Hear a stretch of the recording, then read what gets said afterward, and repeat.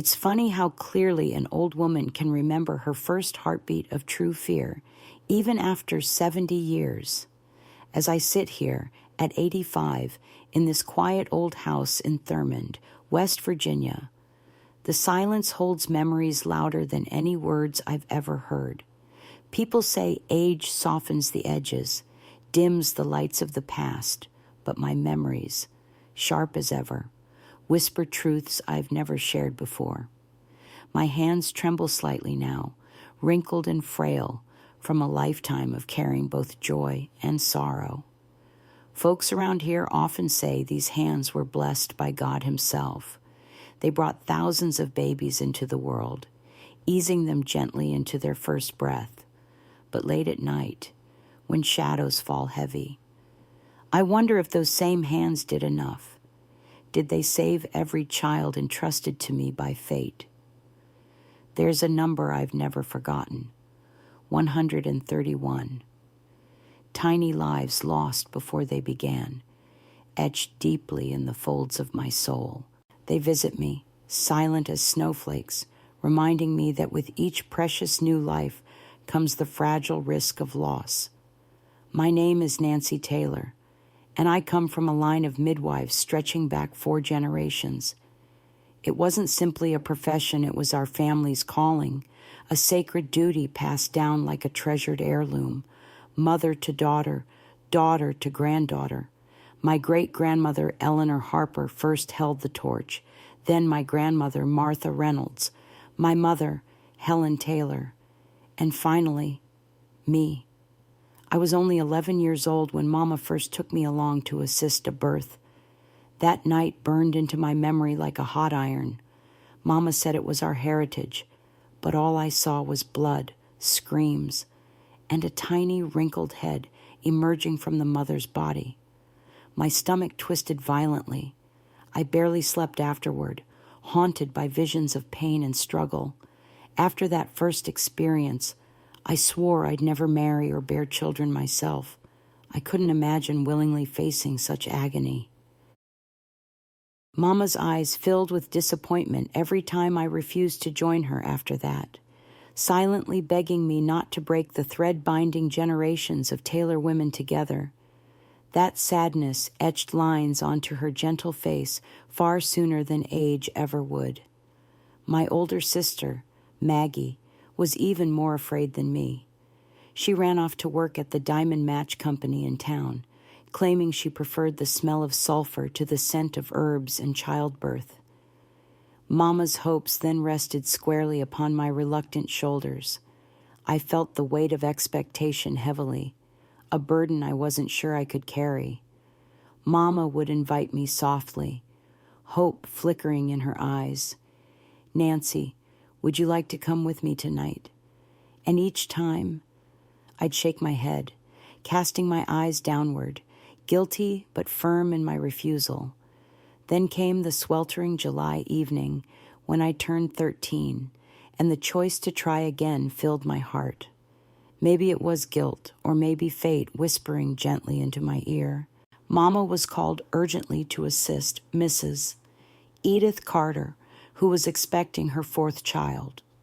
Before she could ask, I stepped forward and spoke quietly. "Mama, can I come along this time?" Her eyes lit brighter than the kerosene lamp she carried, tears shimmering gently at the edges. She nodded quickly, almost afraid I might change my mind, and handed me a shawl to cover my shoulders as we set out down the dusty road. When we arrived at the Carter house, chaos greeted us, frantic voices, cries, and the pungent odor of sweat and fear filled the room. But strangely, unlike the first time, my heart steadied itself. I watched Mama closely, noting every gesture, every comforting word she whispered to Mrs. Carter. As the baby finally cried out, strong and healthy, breaking through the tension in the room like dawn breaking through the night, I felt an overwhelming sense of awe. Fascination replaced fear, and I knew then with certainty this was what I was meant to do. Walking back home, moonlight drenching our path silver. I turned to Mama, my voice clear and resolute. "Teach me everything. Mama, I want to be just like you." She stopped mid-step, turned, and wrapped her arms tightly around me. A warm tear slid down her cheek, glistening under the stars. That night, the bond between mother and daughter was strengthened by shared purpose. From then on, I accompanied Mama to every birth, each experience becoming a chapter in my education. Eventually, fear gave way entirely to confidence, love, and a profound respect for the delicate dance between life and death. Those first steps down that dusty road to the Carter house didn't just mark the beginning of my career as a midwife. They marked the true beginning of who I was meant to become, here, in this old house in Thurmond, surrounded by decades of memories. I cherish these moments, the hard lessons, joyful victories, and heart-wrenching losses. Each has taught me to embrace life's beauty and pain equally. But there's one story I've never fully shared before, a secret I've kept locked deep inside my heart. It began one dark night with a frantic knock at my door and a desperate plea for help. It was a secret that would challenge everything I'd ever believed and risk the very safety of my family. This is that story. My mother, Helen Taylor, had always carried herself with the gentle dignity of someone who understood life's deepest mysteries. With her soft eyes, patient smile, and voice like a comforting lullaby, she guided countless mothers through their most vulnerable hours. Her hands, calloused yet gentle, were instruments of grace, trusted implicitly by every woman in Thurmond, West Virginia. But she hadn't come by her gift alone. It was a legacy woven deeply into the fabric of our family history. Our family's tradition as midwives traced back to my great-grandmother, Eleanor Harper. Born just after the Civil War, Eleanor had learned her skills from the women of the Appalachian Hills, passing down remedies and rituals that were as much spiritual as medical. People called her Mama Eleanor, and her reputation stretched beyond Thurmond, reaching even distant hollows tucked in the shadowy mountains. She had a gift, a calmness that soothed fear, a wisdom that seemed to flow naturally through her veins. Mama Eleanor trained my grandmother, Martha Reynolds, in the same ancient wisdom. Grandmother Martha, strong and spirited, was known for her directness and decisive manner. Though petite in stature, her authority filled any room she entered. She had a way of looking straight into a woman's eyes and knowing exactly what she needed, physically and emotionally. Grandmother Martha attended births through floods and blizzards, traveling by horseback or wagon, lanterns swinging in the darkness. She taught my mother that bravery wasn't the absence of fear, but rather acting through it with faith and resolve. When it came time for my mother, Helen, to carry on this sacred tradition, she stepped into the role with quiet confidence. Mama had watched births since she was only 9, first assisting Grandmother Martha by fetching towels or boiling water, her eyes wide with curiosity and wonder. Mama used to tell me about her first real experience, witnessing birth, clearly her heart pounding in her chest, the air thick with urgency and awe. Yet, even as a child, she felt a pull towards the beautiful chaos of new life entering the world. As a girl, I loved hearing Mama tell stories of those early days. Sitting at our kitchen table, the warm glow of lamplight illuminating her face, she'd recount tales of extraordinary courage from ordinary women mothers who faced unimaginable pain, husbands fainting at the sight of blood, siblings peeking through doorways with wide-eyed wonder. But beneath these tales was a solemn truth. Mama never hid The life of a midwife was never just joyous, it also carried profound responsibility. I learned early that not every birth ended in happiness. Mama always remembered the babies lost, the grieving mothers, the painful silences that filled the room when life slipped away too soon. She never hid her tears from us. Those moments taught me something deeper about compassion and humility than words ever could. When my older sister Maggie saw her first birth, she fainted. When she awoke, she swore, never again. Mama understood, never forcing her. But when I first recoiled at the sight of childbirth, Mama's disappointment struck deeper, not because I had failed, but because our family tradition, a lifeline of knowledge, seemed in jeopardy. I felt the weight of generations pressing on my young shoulders, a legacy that might end because of my fear. Mama's close friend, Clara Davis, would often visit, chatting softly in the kitchen while Mama prepared herbs for upcoming births. I once overheard her comforting Mama, telling her perhaps I was just too young. Give her time, Helen, Clara gently advised. She might yet find her own way. 2 years passed before I did. The memory of Mama's joyful tears on that moonlit night after the Carter birth made me vow never to disappoint her again. I had finally begun to understand the sacredness she felt, how life and death intertwined in a dance that only a midwife could fully appreciate. From that night onward, I shadowed Mama like her own reflection. I learned to prepare tinctures of black cohosh to ease bleeding, chamomile tea to calm nerves, and rosemary sprigs to purify birthing rooms. I memorized the feel of a baby's position just by the touch of my fingers against a mother's belly. I learned the precise tone and softness needed to calm panicked mothers, guiding them through contractions with steady confidence. Mama showed me how to read every subtle cue of a woman's body, understanding when to push forward, and when patience was the greatest tool we possessed. She taught me the unspoken language of midwifery eye contact that spoke reassurance, a hand squeeze that offered strength, silence that respected grief. I absorbed these lessons deeply, each one becoming a thread binding me closer to my ancestors.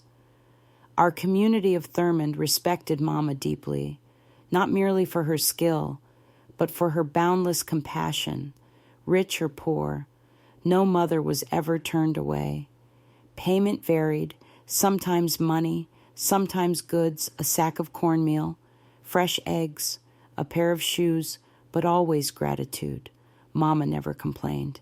We do this to serve. She reminded me gently, the reward isn't measured in coins. When I finally turned 15, Mama allowed me to perform my first birth alone. Her trust was the greatest honor I could receive. Standing alone beside Mrs. Edith Carter, the room filled with whispers of anticipation and dread. I finally understood my mother completely, her calm strength, endless patience, quiet grace, and profound love for every soul she touched. Looking back now at 85, the warmth of Mama's gentle touch and wise words remains fresh. Generations of strong Taylor women had shaped me, each birth adding to the legacy passed down like precious treasures. Through their guidance, love, and sacrifice, I became more than just a midwife. I became a guardian of life, rooted deeply in the tradition handed down through generations. The summer I turned 13 was hotter than most. The air thick with humidity and filled with the sounds of cicadas humming their endless symphony. It felt as though time itself slowed down, giving me space to grow and courage to revisit the fear that had once driven me away. After 2 years of watching my mother's eyes dim with quiet disappointment each time I declined to accompany her to a birth, Something shifted within me. Perhaps it was maturity, or simply the ache of wanting to make Mama proud again, but whatever it was, it called to me, pushing gently against the walls of my hesitation. It was a particularly stifling evening when a frantic knock echoed urgently at our door. Mama answered, immediately grabbing her woven basket filled with herbs, clean towels, and sharp scissors sterilized by fire. Standing there, her voice calm but her eyes alert, she spoke quietly to our neighbor, Mr. Thomas Carter. His wife, Edith Carter, was about to deliver their fourth child, and things seemed urgent. Watching Mama prepare herself, her movement steady and practiced, I suddenly felt a sharp pang inside me. A voice rose unbidden, pushing its way past the uncertainty lodged in my throat. I stood and spoke clearly, surprising even myself. "Mama, can I come with you tonight?" She turned slowly, surprise melting into quiet joy, her eyes glistening gently in the lamplight. Without a word, she reached out, handed me a faded shawl, and smiled as we stepped together onto the winding dirt road. As we walked toward the Carter home, every sound around me was amplified: the distant hoot of an owl, the crunch of gravel beneath our feet, the nervous fluttering of my own heartbeat. Mama sensed my anxiety, her reassuring hand resting briefly on my shoulder. When we arrived, the Carter house was alive with frantic activity. The air was hot, heavy with the scent of sweat and rosemary. Mama had immediately begun burning to purify the room. Edith's screams echoed through the house, pain evident in every strained syllable. I hesitated briefly at the doorway, feeling that old familiar panic threatening to rise. Mama's steady voice reached me through the haze. "Nancy, remember, fear only has power if you give it. Trust yourself." Something within me shifted then, like a stubborn lock finally giving way. I stepped into the room, heart steadying with each breath, observing Mama closely. I marveled at her effortless calm amidst chaos, her every movement precise, her voice a gentle balm as she guided Edith through each contraction. Soon, my fear became fascination. It felt as though I were witnessing a dance, graceful, powerful, beautiful. As Edith's labor reached its crescendo, the tension in the room was palpable, yet Mama's composure never faltered. She softly instructed Edith, guiding her breathing with gentle authority. With one final, powerful push, a baby's cry filled the room, a clear, strong wail that broke through the tension, replacing anxiety with joyous relief. Mama quickly cleaned and wrapped the infant, a little girl with soft wisps of dark hair. Watching her gently place the baby into Edith's waiting arms, I experienced a profound revelation. This was life at its rawest, most honest form. Birth was not simply about pain, it was a gateway, a miraculous moment filled with hope and endless possibility. Walking home in the moonlight afterward, Mama's face glowed softly.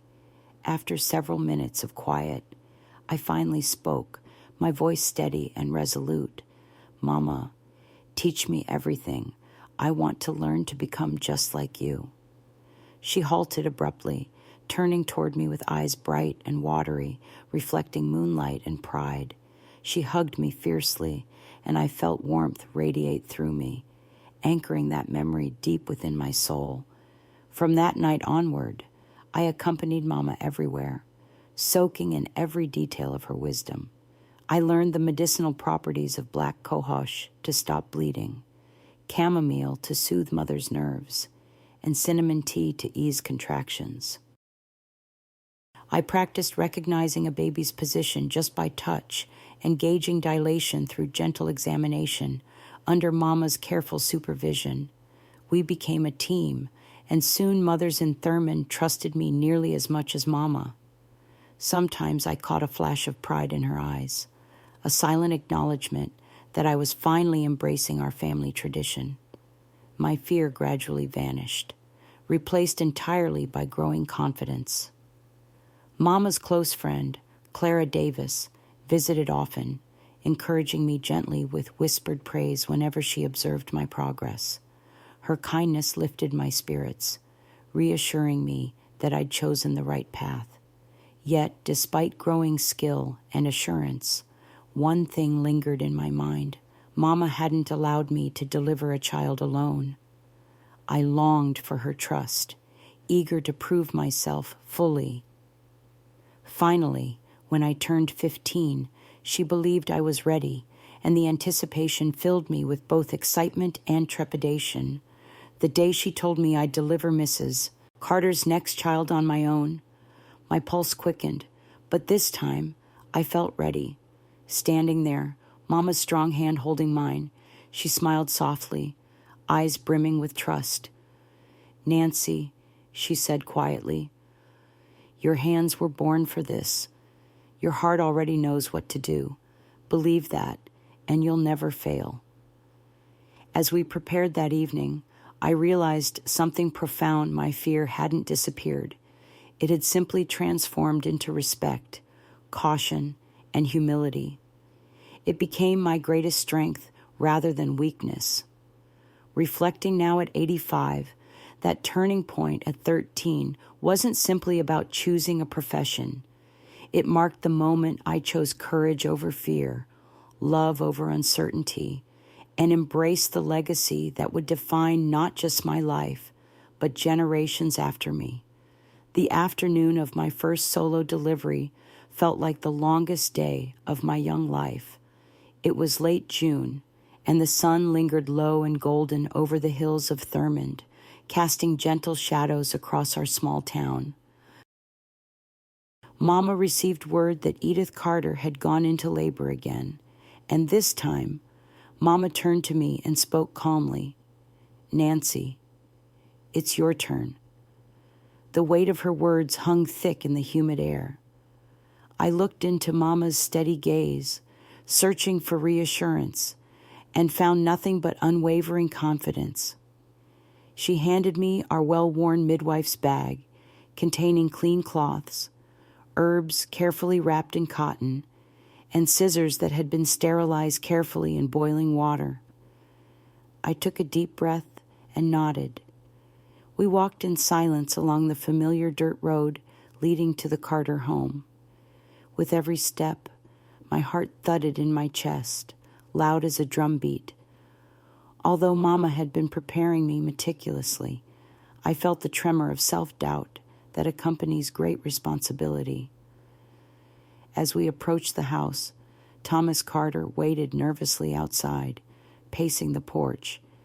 He rushed to greet us, relief visible in his tired eyes. "Thank goodness you're here," he said anxiously. He glanced at me, his brow furrowing slightly, clearly questioning my youthful face. Mama immediately sensed his concern and reassured him gently. "Mr. Carter, Nancy will handle this birth herself tonight, but I'll be right by her side." His eyes widened briefly, but Mama's soothing voice calmed him, and he simply nodded, stepping aside to let us in. Inside, Edith lay on a bed of quilts and pillows in their small living room, her face strained, sweat beading across her forehead. Several women from town had gathered quietly around her, murmuring softly, holding cups of tea. Edith's eyes met mine with uncertainty, noticing my youth just as her husband had. Mama stood behind me, placing a firm, reassuring hand on my shoulder. It was subtle, yet deeply comforting. I approached Edith gently, kneeling beside her. I reached out, touching her belly softly, feeling the contractions ripple beneath my palms. Her breathing quickened, eyes flickering nervously toward Mama. Sensing her anxiety, I spoke calmly, clearly, letting my voice carry the confidence I hoped I would soon feel. Edith, you're doing beautifully. Mama is here, but tonight I will care for you and your little one. Edith exhaled, visibly relaxing as she sensed my determination. My words were as much for myself as they were for her, an affirmation that I could indeed guide this precious life safely into the world. As hours passed, the room filled with the heavy aroma of rosemary and the comforting scent of cinnamon tea brewing softly on the stove. Mama quietly directed the other women, ensuring clean water and fresh towels were always available. She watched my every move, silently guiding me from the sidelines, her eyes filled with quiet pride. Each contraction brought Edith closer, her cries of pain intensifying. My own nerves steadied as I gently guided her breathing, synchronizing my calm voice with each wave of pain. Her trust in me grew visibly with each reassuring touch, each confident word I offered. Night had fully fallen by the time Edith reached the final stages of labor. Lanterns flickered gently, casting dancing shadows across the walls. The atmosphere became charged, anticipation crackling softly like static in the air. Edith's body shook with exhaustion as she looked up at me desperately. "I can't," she whispered, tears glistening in her eyes. "Nancy, I don't think I can." I took her hand firmly, meeting her frightened gaze directly. "You can. Edith, you're stronger than you think. Just one more push." Mama nodded encouragingly, her presence steady as a rock. Edith took a deep, shuddering breath, then summoned all the strength she had left, bearing down fiercely. The moment came swiftly. First, a crown of wet, dark hair appeared, followed quickly by the baby's tiny, scrunched face. My heart surged, my hands moving instinctively as I carefully supported the newborn's head and shoulders, guiding the infant gently into the world. Then a moment of quiet, just a brief heartbeat, suspended in time. The entire room held its breath, and suddenly the tiny lungs filled with air, and a powerful cry echoed through the room. Relief and joy surged through my veins, overwhelming in its intensity. Edith collapsed back onto her pillows, weeping with happiness and relief. "It's a girl," I announced softly, wiping tears from my own cheeks. "She's perfect." Carefully, I cut and tied the umbilical cord exactly as Mama had taught me, cleaning the baby gently before placing her into Edith's waiting arms. Edith gazed down at her daughter, her eyes brimming with joy, pain forgotten in the wonder of new life. "She'll be called Rose," Edith murmured softly, brushing her lips gently against the tiny forehead. The room erupted quietly in whispers of congratulations. Mr. Carter entered hesitantly, tears freely streaming down his rugged face as he knelt beside his wife, touching his daughter's tiny fingers reverently. Mama stepped quietly beside me, her arms slipping around my waist, holding me firmly. She didn't need to say anything. Her pride radiated from her silently. My heart swelled, my soul blossoming with a deep sense of accomplishment. As we walked home afterward beneath the canopy of stars, Mama spoke softly, breaking our thoughtful silence. "Nancy, tonight you stepped fully into your role, not just as a midwife, but as a woman who carries the strength and wisdom of generations before her." I felt tears prick at my eyes, nodding silently. That night, my young life changed profoundly. No longer a frightened girl, I had crossed an invisible threshold into adulthood, fully embracing the ancient tradition of my ancestors. The legacy of Taylor women flowed through me, guiding my hands, my heart, and my soul, forever linking me to those who had come before. After the night, I delivered baby Rose Carter into the world. Everything changed, not just in how the townsfolk of Thurman saw me, but in how I saw myself. I was no longer Helen Taylor's daughter, tagging along behind. I was a midwife in my own right. The women of our little mountain town began to call on me directly. They trusted my hands, my voice, my presence, and I began to trust them, too. But it wasn't long before I learned that being a midwife wasn't just about catching babies and celebrating first cries. No, sometimes it meant witnessing the kind of pain that left permanent shadows behind your eyes. Not every birth ended with joy. Mama had warned me, though gently. The joy is what carries us. Nancy, she'd said, but it's the sorrow that teaches us. That first year, I assisted Mama on many deliveries, acting more as a second pair of hands than the lead. She was training me slowly, exposing me to more complex cases one step at a time, and I soon learned why. There was one birth in particular, I'll never forget, one that cemented everything Mama had ever tried to teach me about life, loss, and instinct. It was a cold autumn morning when we got the call. A young woman named Rachel Ellis had gone into labor too early. She was only 7 months along and had already been bedridden for weeks. Her husband, Eli, rode through the fog to our house on horseback, his voice breaking with urgency. We gathered our things, bundled in wool shawls, and followed him back to their modest cabin. Rachel's face was pale as porcelain when we arrived. She was trembling, both from pain and from fear. I sat beside her, held her hand, whispered encouragements, but the baby was coming fast, too fast. The delivery was chaotic. The baby arrived after only a few agonizing pushes, tiny, frail, hardly bigger than Mama's hands. It didn't cry. I remember how still the room went, as if even the wind outside had stopped.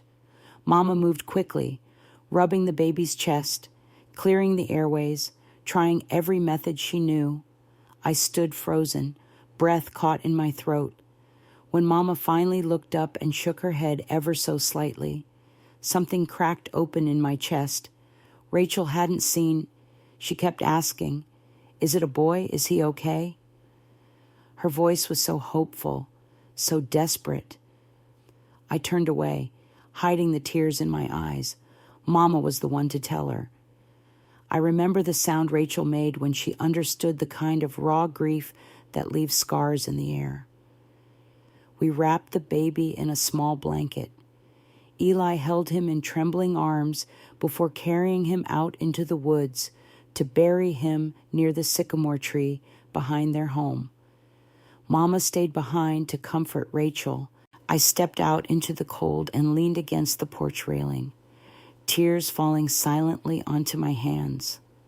That day, I learned what it meant to mourn, not just with someone, but for them. From then on, I kept count. Not officially, not on paper, but in my heart. Each loss etched itself into me. By the time I retired, I had delivered over 200 babies, but 131 of them were stillborn, and 9 mothers had died in childbirth. Those numbers don't seem large next to the totals, but they weighed more than all the others combined. Each one of those tiny, silent faces still visits me in my dreams from time to time. Some nights, I wake up with tears on my cheeks, whispering prayers I've said 100 times before. But the joy, as Mama promised, was what carried me through. There were glorious, perfect births that unfolded like music, smooth, rhythmic, even serene, babies that slipped into the world with a single cry and nestled instantly into their mother's arms.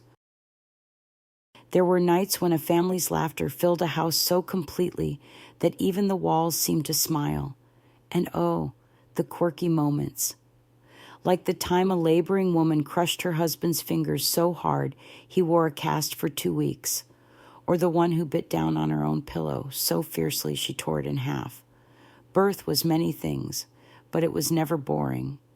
We worked with what we had: blankets boiled in kettles, herbs gathered from the woods, and the strength of women who bore their pain like warriors.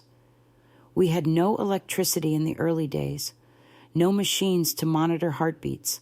We relied on instinct, breath, and prayer. Mama taught me everything she knew.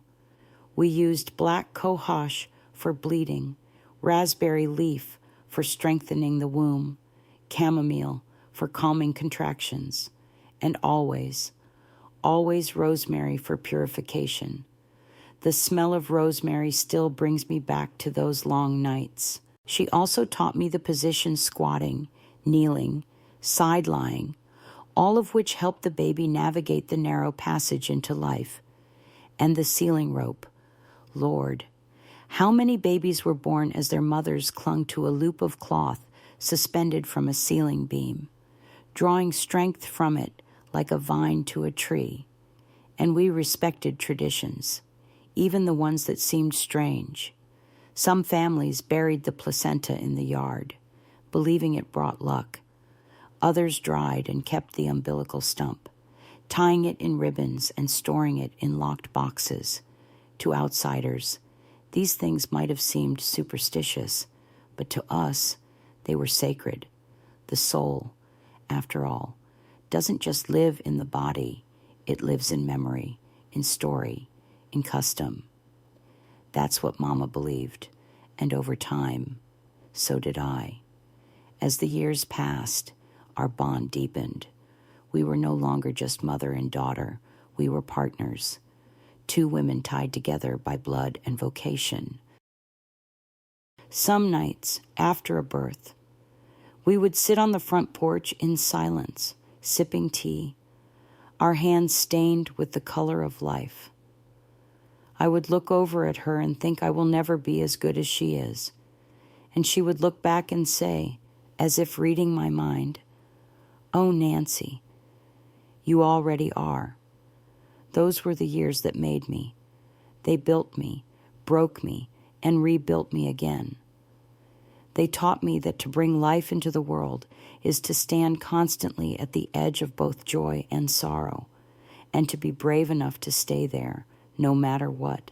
It was in the early spring of my 17th year when something happened that would pull me far from the quiet rhythms of our mountain town and into a world I never expected to step foot in, a world of marble floors, velvet curtains, and secrets that whispered from behind closed doors. Mr. Edward Bennett was one of the wealthiest men in Thurmond, maybe even in the whole of Fayette County. He owned the Diamond Match Company where my sister Maggie worked, and he had a sprawling estate just beyond the river bend. Most of us only ever saw the outside of that house, catching glimpses of grand porches and tall glass windows while riding past in wagons or walking to Sunday service. Then, one afternoon, Mama came home with a look I hadn't seen before. Not worry, not joy, but something in between. She sat down, slowly removed her shawl, and said, "Nancy, Mr. Bennett's wife has just had a baby. He asked if I knew anyone who could help her recover, teach her how to care for the baby. I told him I'd send you." I blinked, caught off guard. Mama nodded. "You're kind, patient, and gentle, and Annie Bennett is barely 14. She needs someone close to her age, someone she can trust. 14. I couldn't hide the shock in my voice, but she's just a child." Mama sighed. "She is." And I suspect she didn't have much choice in the matter. The next morning, I packed my cloth bag with everything I'd need: herbs, salves, a soft brush for the baby's hair, and walked nervously up the winding path to the Bennett mansion. Nancy Williams, the longtime housekeeper, met me at the door and offered a warm, if cautious, smile. She led me through rooms so clean and grand, I felt like I was walking inside a dream. When we reached the nursery, I stopped short. Annie Bennett sat in a rocking chair beside the cradle, a tiny baby boy asleep in her arms. She was a porcelain doll of a girl, pale, wide-eyed, hair brushed back into 2 long braids. But what caught me wasn't her appearance. It was her stillness. She rocked without blinking, without humming, without joy. Annie Nancy Williams said softly, "This is Nancy Taylor. She's come to help you." Annie looked up, and for a brief second, our eyes locked. Something passed between us, a flicker of loneliness. Maybe I saw it, even though she tried to hide it with a polite smile. That first day, I kept things simple. I showed her how to change a diaper, how to burp the baby after nursing, how to recognize the difference between a hunger cry and a colicky one. She listened carefully, nodded often, and said very little. But by the time I packed up to leave, she reached out and touched my hand lightly. "Will you come again? I'll be here Thursday," I said. "Promise, I promise." And I kept that promise. Twice a week, I walked up that hill and spent my mornings in that grand house. Over time, Annie began to open up, not all at once, not in big speeches, but in quiet moments while she nursed the baby or folded tiny shirts. She told me she liked to draw, that she missed climbing trees, that she didn't like being called Mrs. Bennett. She spoke of her parents in Ashford, who had too many mouths to feed. "There were 9 of us," she said once. When Mr. Bennett offered money, they packed my bag and put me on a train before the ink was dry. I didn't know what to say, so I just sat beside her and listened. Sometimes that's all a person needs. But as the weeks passed, I started to notice something strange. Mr. Bennett had a son, Henry, from a previous marriage. He was 18, tall, broad-shouldered, with a serious face that rarely smiled. But when he came into the room with Annie and the baby, that sternness melted. He would kneel beside her, touch the baby's fingers, brush Annie's hair from her eyes with surprising tenderness. And Annie, she glowed in his presence. Her eyes sparkled, her cheeks flushed. They shared quiet glances and smiles that didn't belong in a room lit by propriety. At first, I told myself I was imagining it, but then one day, I walked in earlier than usual. The nursery door was slightly ajar, and there, in the hush of morning light, I saw them, Henry and Annie, sitting too close, her hand resting on his knee, his head bent toward her as if in prayer. They pulled apart when they saw me, both blushing deeply. "Good morning," I said evenly, pretending I hadn't noticed. But inside, my heart was racing. That night, I couldn't sleep. I stared at the ceiling, trying to make sense of what I had seen. What would Mr. Bennett do if he found out? Would he blame them? Hurt them? Annie was barely more than a child. And Henry, well, his feelings were written all over his face. Part of me wanted to confront them, to tell them to be careful. But another part, the midwife, the woman raised to honor secrets, knew I had no place meddling. Still, something about it didn't sit right. I had stepped into that house to teach Annie how to hold a baby, how to mother. But now I found myself in the middle of something far more fragile than a newborn life, a love not allowed, a family that could shatter. And deep down, I knew this wouldn't stay hidden for long. The mansion, with all its polished surfaces and quiet corridors, was about to echo with the sound of truth. And when it did, we'd all be pulled into the storm. It was nearly midnight when the knock came loud, desperate, rattling our wooden door like a thunderclap. I shot up in bed, heart slamming against my ribs. James stirred beside me, groggy and confused, as our dog Daisy began barking wildly from the front porch. Another knock, this time faster, harder.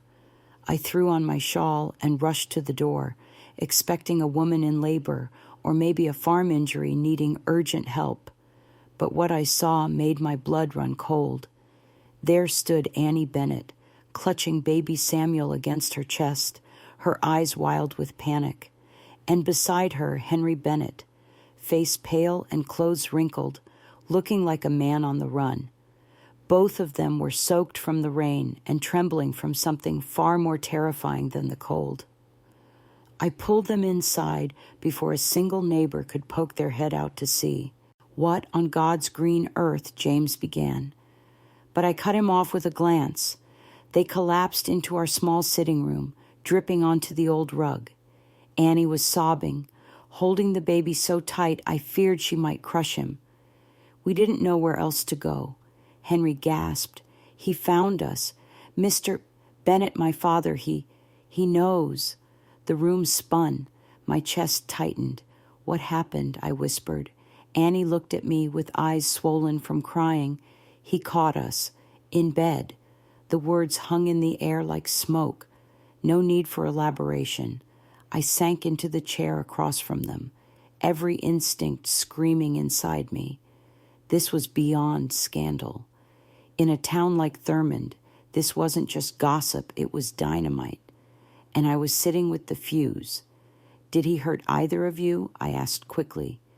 Henry shook his head. "No," he shouted. "Said he'd kill me. Said he'd take Samuel away." We grabbed what we could and left before he could do anything else. Annie's lips quivered. "He'll find us. I know he will." I sat very still, my mind racing. What could I possibly do? I wasn't just a midwife.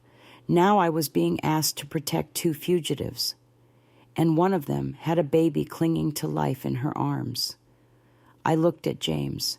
His eyes met mine, wide with the same terrible understanding. If we helped them, we risked everything: our home, our safety, our name in town. But if we turned them away, we'd be handing them back to a man who'd bought a girl and locked her into a gilded cage. "I can't hide you here," I said finally. "It's too obvious. He knows I've grown close to you." But Annie began. "I have another idea," I said quickly, standing up. "We'll take you to Mama and Daddy's house out by the creek. It's isolated. He won't think to look there first." James nodded slowly. "We'll go now, before dawn." He hitched up our old wagon while I packed a bundle of food, fresh linens, and some clothes for Annie and the baby. I helped her nurse Samuel one more time, then bundled him up snug against her chest with a wool blanket. Henry held her close as they climbed into the back of the wagon, trying to make them both as small and unnoticeable as possible. The road out to my parents' house felt longer than it ever had. The forest on either side loomed dark and silent, and every time we hit a bump, I flinched, half expecting Mr. Bennett to appear from the trees like a ghost with a shotgun. When we arrived, Mama was already lighting a lantern on the porch. She opened the door in her nightgown, her gray braid hanging over one shoulder, eyes narrowed with confusion. "What in the world?" "Nancy," she whispered. "I'll explain later," I said. "Please, just let them in." To her credit, Mama didn't ask another question. She let them inside, made a bed in the front room, and heated a pot of milk over the stove while I gave her a quick version of the truth. Her expression grew darker with every word. "You've tangled yourself in something mighty deep," she murmured. "I know," I said, "but I couldn't turn them away." She nodded once. "They'll stay here, for now. But this won't end quietly. back in the wagon with James, as the sun began to rise behind us, painting the sky with streaks of amber and rose, we rode in silence. My thoughts turned over themselves like clothes in a wringer. I had never done something so dangerous, so reckless. Yet deep down, I knew it wasn't wrong. Not when I remembered the fear in Annie's eyes. Not when I thought of little Samuel, with his tiny fingers wrapped tightly around his mother's. But the storm wasn't over. At sunrise, it came. A sharp knock. Not frantic this time, but deliberate. Cold. James opened the door, and there stood Edward Bennett himself, suit buttoned, boots shining, eyes dark with fury, barely masked by a forced civility. "I was told my wife and son were seen here last night," he said. James froze. And that's when I stepped forward. "Yes," I said, "they came, but they're not here now." He narrowed his eyes. "You didn't think to send word to me, to a father I didn't know what was safe." I replied, heart pounding. They were scared. He stared at me a long moment, and for a second I thought he might lunge forward, but he didn't. He turned, got in his car, and left us in a cloud of dust. James let out a slow, shaky breath. I gripped his arm to steady myself. "We've just invited a fire into our lives," he murmured. "No," I said, watching the road where Mr. Bennett had disappeared. We lit a candle in the dark, but I knew sooner or later the reckoning would come. For the next 2 days, I barely slept. Every knock, every rustle outside, every creak of the porch boards made my heart leap into my throat. James tried to keep busy around the property chopping wood, repairing a stubborn fence, but I could see the tension written all over his face. Neither of us said it aloud, but we knew we were in too deep. I visited Mama's house just after sunset on the 3rd day. The quiet there was unnerving. Henry spent most of his time pacing, peering through curtains. Annie hadn't stopped trembling. Even baby Samuel had grown fussy, picking up on the thick worry that hung in the air like smoke. "I can't keep this up." I finally told them. "He knows you came to us. It won't take long before he finds where you are." Henry looked down, jaw tight. Annie clutched Samuel closer. Then Henry stood. "I'll go," he said. "This can't fall on your family. We made this mess. I'll face him." Annie let out a strangled cry. "You'll never come back." "I will," he whispered. Kneeling beside her, "We'll be together, one way or another." I watched them say goodbye, a kiss on the baby's forehead, a longer one on her lips. And then Henry walked out the door into the thickening dusk. I returned home, carrying the weight of the moment in my chest. James waited on the porch. Before I could speak, he nodded toward the road. "Someone's coming." It was a car, black, slow-moving, its headlights piercing the twilight. And then it stopped. The door creaked open. Out stepped Edward Bennett. But he wasn't the raging man I expected. No shotgun, no fury, just tired eyes and hands that trembled as he approached our steps. Behind him, a second door opened and Henry climbed out. I instinctively stepped in front of the porch. James followed, standing silently beside me. Mr. Bennett looked up at us, and for a long time, no one spoke. Then his voice came, low and broken. "I've come for my son," he said, "and for forgiveness." My breath caught. James blinked. Henry stepped forward and stood beside his father, hands in his pockets like a boy waiting for punishment. "Mr. Bennett continued, his eyes now on me. "I loved that girl. You know, I thought I was saving her from poverty, from hunger, but all I did was trap her." "I see that now." His voice cracked, and his shoulders slumped. I was so blinded by grief after my wife died. I tried to rebuild my life without thinking about the cost. To her, to him. He turned to Henry. You were braver than me. You chose love. I punished you for it. Then, quieter. I'm done fighting. From inside, the front door creaked open, and there she was, Annie cradling Samuel in her arms. Her face was pale, eyes swollen, but she didn't hide anymore. Mr. Bennett looked at her and visibly swallowed. I was cruel, he said softly, but if you can find it in your heart, I'd like to know my grandson and give you both a chance to be a family, free of all this bitterness. Silence fell, and then Annie, slowly, stepped down the porch steps. She walked straight to him, and with her arms still wrapped protectively around Samuel, she whispered, Thank you. What followed was something I can only describe as grace. He reached out, gently touching the baby's small foot. Henry took Annie's hand, and the three of them, father, son, and the girl caught in the middle, stood together under the old hickory tree in our yard, shaded not by secrets, but by the kind of forgiveness that doesn't come easy. But when it does, it changes everything. They left just after dark, not in silence, but in peace. And James and I stood on the porch long after they'd gone, hands clasped, hearts lighter. Did we do the right thing? He asked. I smiled. We gave them a moment they might have never had.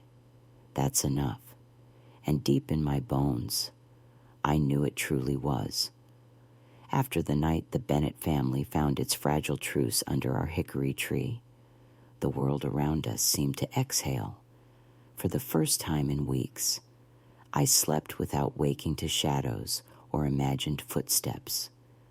Life in Thurman settled back into its familiar rhythm, wood stoves smoking in the morning, children running past on dirt roads, and the occasional knock at the door from a nervous father-to-be.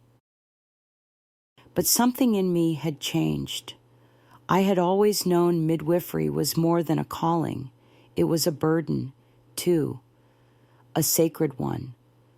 But now I understood that it wasn't just about bringing life into the world. Sometimes it was about holding space for people whose worlds were falling apart. Being a midwife meant standing at the fragile line between love and fear, joy and sorrow, truth and silence. I kept working day and night, winter and spring. Babies were born in kitchens, barns, porches, even by the light of oil lamps in the middle of summer thunderstorms. There were smooth births that felt like music. There were difficult ones that stretched my skills and faith to their very edge. And then there were the losses. There were 131 stillborn babies over the course of my 38 years. I remember everyone. Some came too early, others too late. A few never took that first breath, and others slipped away moments after they did. Each time, the silence was louder than any cry. I would stand still, hands trembling, heart breaking, whispering prayers as I wrapped those tiny bodies in soft cloths and handed them to mothers who would never hear them laugh or call them mama. And I remember the 9 mothers I couldn't save. Each one taught me something I can't explain about love, about risk, about how fiercely women fight for their children, even with their last breath. Their names and faces are etched on my soul like carvings in stone.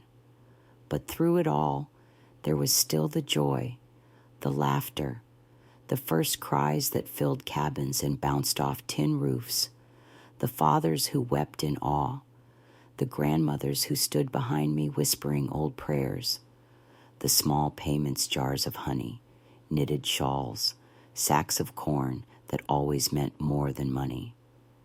And of course, there was my own family. Not long after the Bennett story faded from town gossip, I discovered I was pregnant. James stood in our tiny kitchen, holding the piece of paper I'd scribbled on, blinking at the words like they were in another language. You're sure?" he asked. I laughed, crying all at once. "We're having a baby. Our son, George, came into the world under my mother's hands. I had assisted in hundreds of births by then, but nothing prepared me for the moment I held my own child against my chest. The pain, the fear, the rawness, all of it vanished in that instant. He was mine, ours." George was followed by 2 more boys. Daniel and Jacob, 3 little Taylor boys, running barefoot through the garden, chasing fireflies, tracking mud through the house. They were my light, my reason. I'd hoped for a daughter to pass the family tradition to, but life had other plans. I tried teaching James's younger sister, Mariana, but bless her heart, the girl fainted every time she saw blood. And my boys, they loved me, respected the work, but wanted no part of it. They called it women's work, and I let them believe it, even if it stung a little. But then Lucy came. She was Charlie's daughter, my brother's child, and from the time she was barely 12, she followed me everywhere. She watched with sharp eyes, listened with her whole heart, and one day, without a word, she asked to come to a birth. She never looked away. She had the touch, the patience, the calm. I began teaching her everything I knew, just as Mama had taught me. And when she delivered her first baby, steady hands, clear voice, I stood in the background, smiling through tears. The legacy lived on, not in a son, not even in a daughter, but in a girl with fire in her spirit and healing in her hands. And somehow that felt just right. Now, as I sit on this worn rocking chair on the front porch of my little house in Thurmond, the same place James built with his own 2 hands, the hills around me dyed gold by the evening sun, I can't help but marvel at the life I've lived. I'm 85 now. Some days, I still feel like the barefoot girl running through wildflowers behind Mama's skirts. Other days, I feel every year of my age etched deep in my knees, my hands, and the slow rhythm of my breath.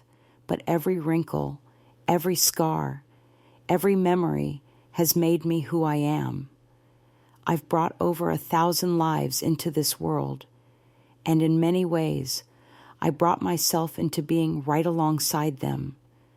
I look back not just on the births, but on the stories that cradled them, Annie's trembling hands holding her child for the first time, the silent strength of widowed mothers, the joy of first cries breaking through midnight storms. Each moment taught me something no book or sermon ever could, but of all the lessons I've learned, the one I carry closest to my heart is this: the quiet work of love, the unseen, unpaid, unpraised labor of women is the force that keeps the world from crumbling. It was Mama who first showed me that, not through words, but through the life she lived. She caught babies in cabins, comforted grieving fathers, stayed up through the night so that someone else could start a new life by sunrise. She never asked for thanks. And now, looking back, neither did I, because the reward isn't in medals or money. It's in the tearful thanks of a new mother, the first breath of a baby, the warm bread a family leaves on your porch days after you helped save their child. It's in knowing that, even if history forgets your name, your kindness lives on in every life you touched. I once thought I had to leave something behind: books, records, a clinic with my name on the door. But now I know the lives I touched are my legacy. Lucy, my great niece, still calls me every Sunday. She tells me about the babies she delivers now, the nervous fathers pacing on wood floors, the tears of joy when a healthy cry fills the room. and I listen, heart full, knowing the work continues. When I pass, whenever that day comes, I hope people won't just say, "She was a good midwife." I hope they say, "She made people feel safe." Because in the end, that's all any of us can really hope for, that our lives meant safety, kindness, and love to someone. So, to you who are listening now, if you're in your golden years like me, wondering if your story still matters, it does. Every dish you washed, every child you soothed, every time you stayed quiet to protect someone else, that was love in its highest form. You don't have to be remembered by many. You only need to be remembered well by a few.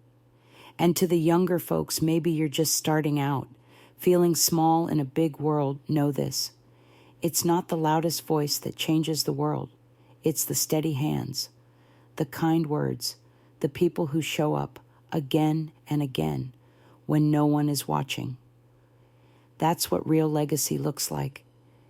If this story touched your heart, please leave a comment below. I'd love to know what part stayed with you. Maybe you had a grandmother like mine, or maybe you are that quiet force holding your family together. And if you want to hear more stories like this, stories of resilience, sacrifice, and love, please subscribe to the channel. Your support helps us share more voices that deserve to be heard. Because sometimes the quietest stories are the ones that echo the longest.